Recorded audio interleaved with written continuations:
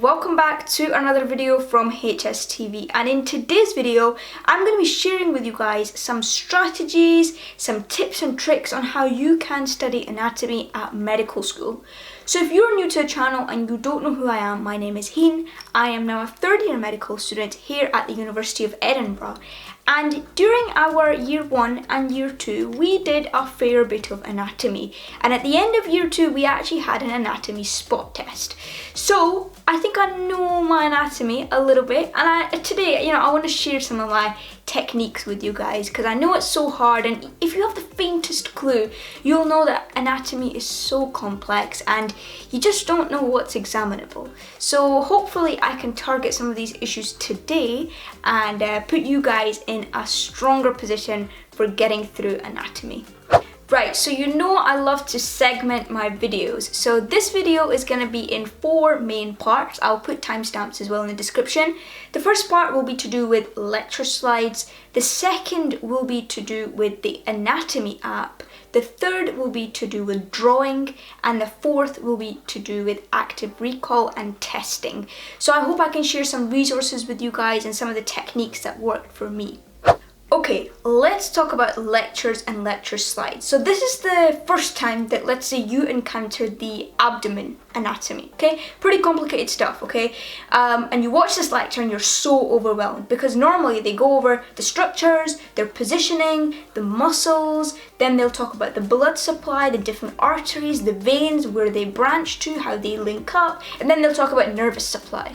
Like, that's a lot of stuff to memorize, okay? So I'm going to move over to the side here and show you some examples of what I'm talking about. When you're sitting in the lecture, I would highly recommend that you annotate lecture slides, okay? A lot of the time when the lecturer is lecturing, they will maybe point out some key structures that you should definitely know about. That's a good starting point in your revision. Another aspect is, from an exam point of view, Edinburgh doesn't give you a list of things that you need to know, and I know a lot of universities don't either. So if you listen out for what the lecturer is saying, you'll get a good idea about what level they're expecting you to be at. Now, if you look here, you will see that in the semester 1 of my first year at medical school, I did all handwritten notes, and that included handwriting anatomy notes from scratch.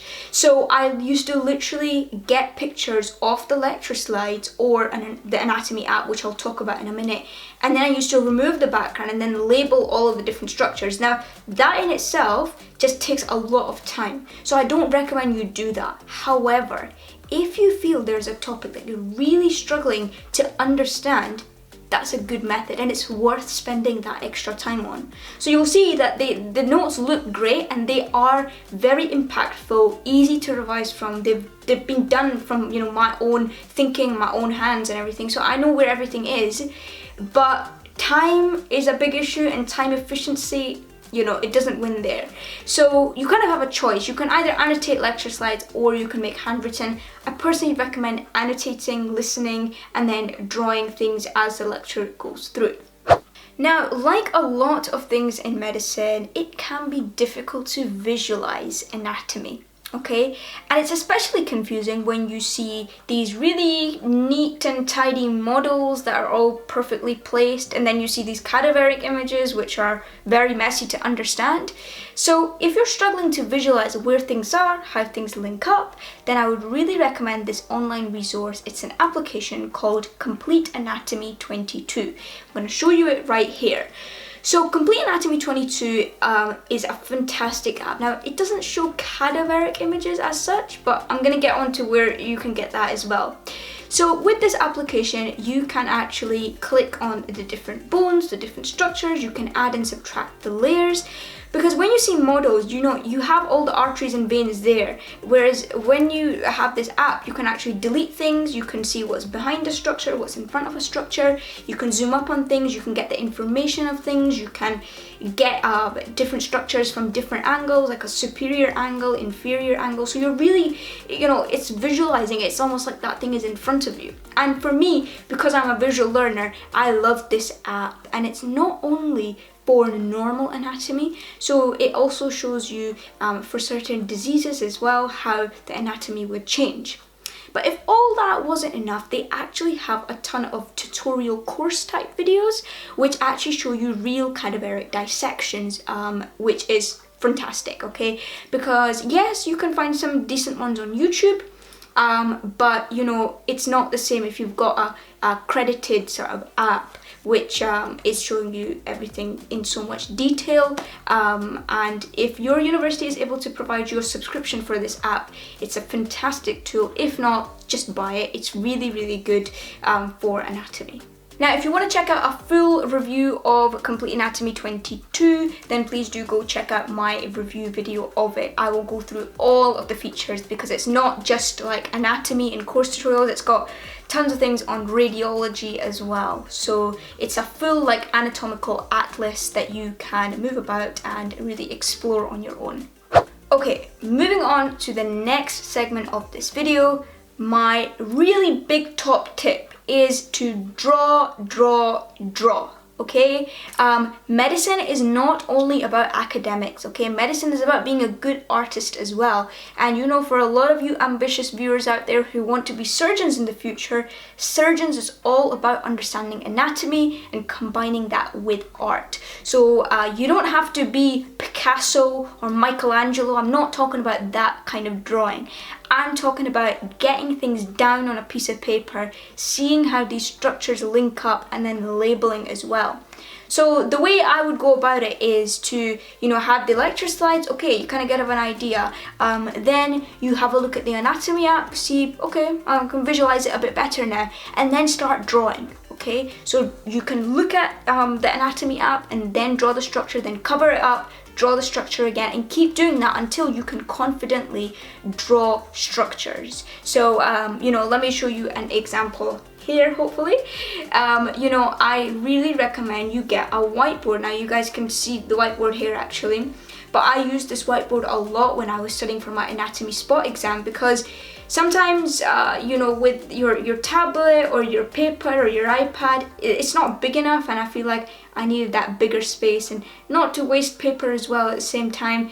Can draw things, rub them out. If I've made a mistake, I can, you know, rub bits out, and it just helps to visualize things a lot better. So again, start with smaller structures and then build up the complexities. And then you need to test yourself and do active recall. So, resources, what do I recommend? So let's first of all talk about Anki, because I know it's very popular amongst medical students. Now, I personally didn't make anatomy flashcards. The first reason is I think it's a bit complicated in Anki. I don't like the user interface, so you have to download something called an occlusion pack, so you can import images and put labels on them.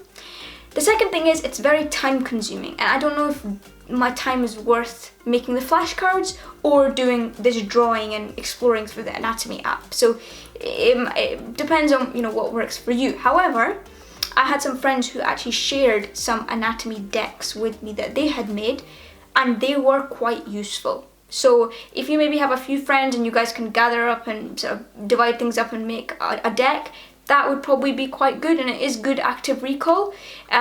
One other downside to that is that you're working with the same images, so you might fall into the trap of just remembering placeholders rather than actually learning what the structures are, if you know what I mean. So it's good to work with a variety of resources, especially for anatomy, because the human body isn't perfect and you won't always find structures exactly where they were in that other image. So be aware of that as well. But overall, Anki is a good resource, and I do kind of recommend it. Another really good resource that I would recommend is Med School Bootcamp. Now, I've actually done a full review of their website, so you can go check that out somewhere. They are fantastic for cadaveric images. Now, they do a lot of other things as well, not just anatomy, but their tutorials and their quizzes and their notes for anatomy are some of the best I've actually seen on any resource. So highly recommend them. They are an American company, so you might see a few differences, but in terms of anatomy, I didn't notice anything that was drastically different. But really, I remember that their Circle of Willis notes were fantastic, cranial nerves, and neuroanatomy was really, really good. So please do go check them out. They give you like 3 free days or something, and then it's a membership, but it is a really good resource to invest in. And that is basically the video done. However, for the Edinburgh medical students, I have one more tip for you. This could apply to other medical students as well, but I'm not too sure how universities are teaching this across the UK. Edinburgh gives out these anatomy pre-practical worksheets. It's something that you can read over and also fill out with the anatomy practical sessions. Now, this worksheet really gives you a very good outline as to what level and depth you need to know things at. It's very like examinable type content.